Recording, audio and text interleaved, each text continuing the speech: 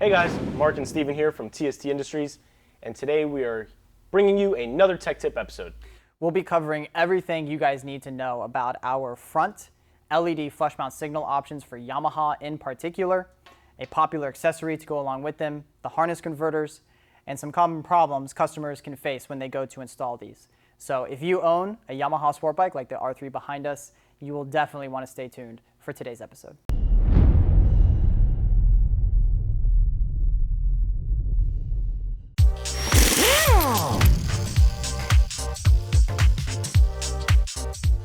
All right, so I do know that these are popular products here at TST Industries, and frequently we do get asked by customers, they run into some issues while installing them, need help.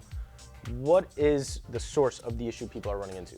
So at the most fundamental level, the issue is caused from the running light circuit on Yamahas. What do I really mean by that? Over the years and across models, Yamaha has changed which pin and the signal plug the running light wire goes into.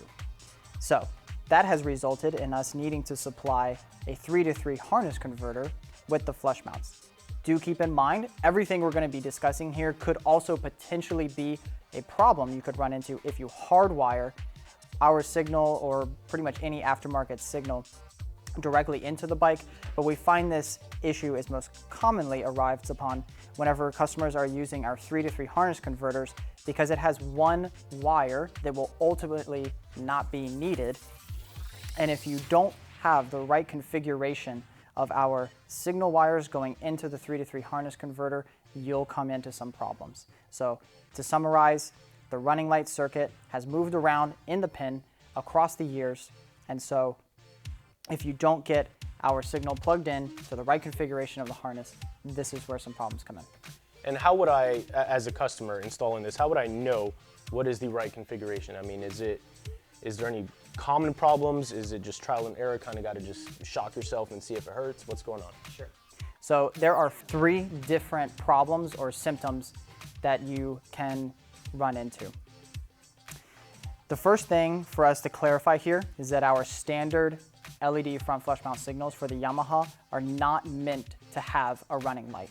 They're supposed to be off when you're just riding around, and then whenever you go to indicate a turn, that is whenever they illuminate in conjunction with the rear. So that means that we only want to plug the power of the signal into the signaling wire on your bike, and we want the ground to go into the ground of your bike. Now, what do all of those different symptoms look like in the different configurations? We wanted to provide you guys with really in-depth looks at how all of this is set up. So we've actually taken the R3 behind us and gone through every potential configuration to show what these different things look like. And so now we're going to take a second to roll through those.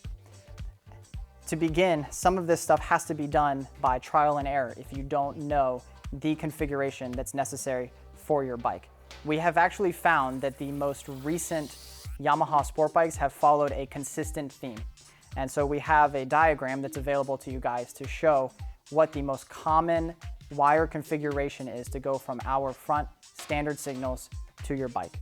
But as you can see here in the first one, we had a reverse polarity situation, which is where the signal will not illuminate at all because of the way LEDs work. In that case, some customers actually think that we've given them a defective signal when that's not the case at all. It's just that they can't run in that type of a fashion. So the rear signals will light up when you go to indicate, and the signal, our front signal, will just never come on. The next one that you can sometimes find yourself running into is actually when you take the power of our signal and go into the running light wire in the harness, and then you take the ground of our signal and go into the signaling wire of the harness converter. That sounds kind of weird. It's almost like you have 2 powers going into the signal, and that is actually what ends up happening. Whenever you have this type of a configuration, the front signal will seem to act like it has a running light, but that doesn't end up working out in the end. As soon as you go to indicate, the fronts and rear signals will illuminate in an alternating fashion. The front will illuminate, and then the rear, then the front again. Furthermore, if you have an OEM type setup in the back, such as an incandescent bulb, you'll get a full approximate luminance out of your signals, so they'll appear to be the full brightness. If you happen to have LED signals in the rear, which is really common for our integrated taillights or even LED pod signals, with the way that now the circuit is working, you're only going to get about half brightness out of the signals. So now you've run into two problems. They're not as bright as they should be, and it's just not working the way that it should. The third configuration that we can see here is if we have the power of the signal going into the running light wire of the harness on your bike, and then the ground of the signal going into the ground of your bike. This is really straightforward. In this particular situation, our signal will illuminate nonstop. It's gonna look like it has a running light, and whenever you go to signal, it's just gonna stay on all the time because you've basically just defaulted it to the 12 volts on your bike. So it will stay on constantly, and the rear, regardless of an OEM or LED setup, it's going to signal like normal. That concludes the three different symptoms, and then the fourth configuration is the correct one that you want to wind up in.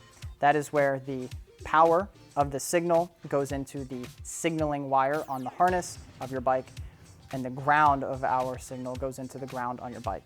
In that case, we don't have the running light on the signal, but whenever you go to indicate your turn signal, the front and rear are lighting up at the same time. You get your full brightness and everything's working the way that it should, regardless if you have an incandescent bulb in the rear or LED turn signals.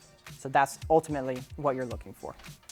Doesn't seem too bad. Now, what about, like for me, I like having the running light feature. What do you have for that? Sure. So if you are someone that's really looking for the running light on the front signal, that is where our premier front flush mount signals come into play. We have our Halo lineup. These are really neat, elegant solutions that are really high quality, and they're extremely bright whenever you signal. And we also have incorporated this perimeter lighting around the signal that will illuminate as a running light.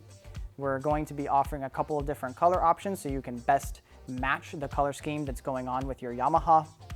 And in that event, you can elevate yourself to the premier line for signaling options that are available on the market, and that's where you get a really cool running light and some of the brightest, most visible flush mounts available. And are those completely plug and play, or will they be? Those will be completely plug and play, as you hint at.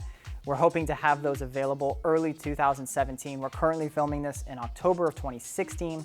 So if you're watching this in mid or beyond 2017, there's a good chance we already have some of those Yamaha options available for you. So boom, you can go over and check those out.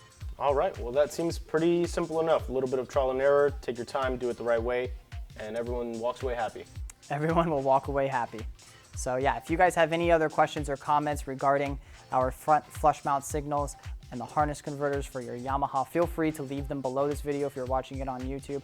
Otherwise, we encourage you to head on over to tstindustries.com to learn more about these products and get them ordered online. Otherwise, this has been Steven and Mark. We'll catch you guys next time.